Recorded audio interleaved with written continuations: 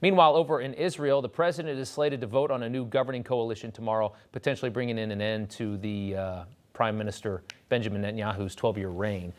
It would also mark the end of 4 elections, 4 held in the country over just the last 2 years. They do it a little differently over there. For more details on this, as well as explanation of the global implications of a Netanyahu ouster, is the former permanent representative of Israel to the UN, Ambassador Danny Danon. Sir, good to see you.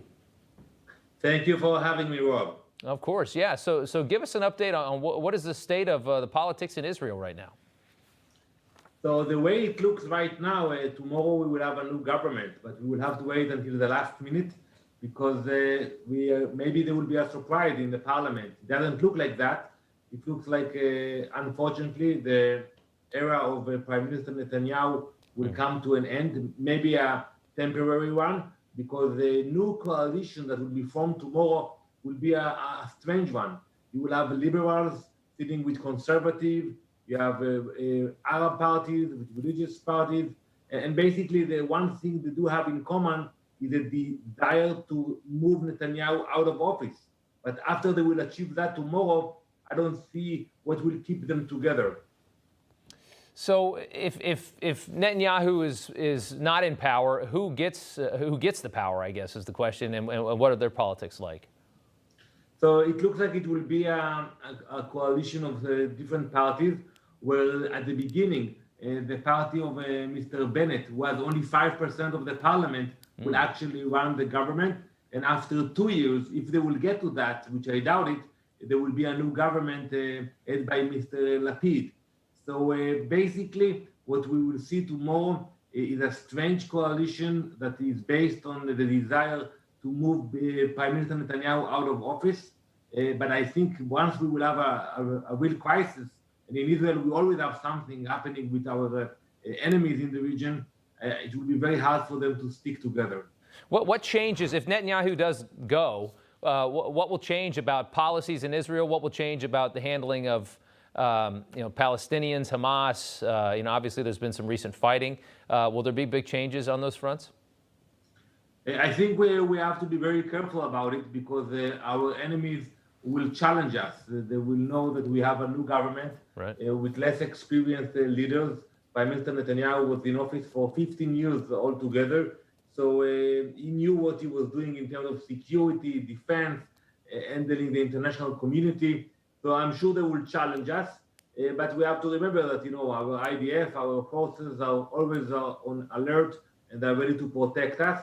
But it will be challenging also in the international arena. And we have to remember that the Biden administration, they are looking to re-enter the JCPOA, the Iran agreement. If that will happen, it will be interesting to see what will be the position of the new government. Are you concerned at all about the relationship between Israel and the United States as it stands right now? Obviously, it's just not as cozy as it was 6 months ago. We do have a strong bond. I just had a great dinner with my dear friend, Ambassador Nikki Haley. She came to visit us after the war in Israel. Sure. And we actually appreciate the date she was at the UN, and we achieved so much together. But we have a strong ally between the people. But I am worried, as I mentioned, about the approach of the JCPOA, the Iran deal.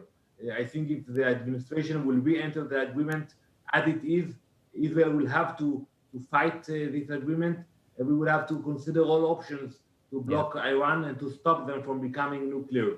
Do you have any, and this is the final question, do you have any political parties inside of Israel that think the JCPOA Iran nuclear deal was a good deal, or are you guys united that universally is bad for Israel? I think the overwhelming majority will not support the JCPOA. Sure. And also the new government, which is comprised from different parties, also some radical liberals. I don't think they will voice any support for this agreement. It is a bad agreement. It will actually allow the terrorist organizations in the region to receive hundreds of millions of dollars from Iran, and it means that we should expect more violence coming from Hezbollah and Hamas. Very interesting. All right. Former Ambassador Danny Danon, thank you so much for the time. Good to see you as always. Thank you, Rob. Thank you. Okay.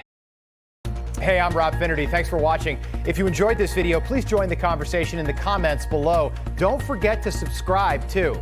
Hit the bell icon to be alerted to breaking news. And remember, there's a whole lot more on Newsmax TV, America's fastest growing cable news network. Newsmax TV, we're real news for real people.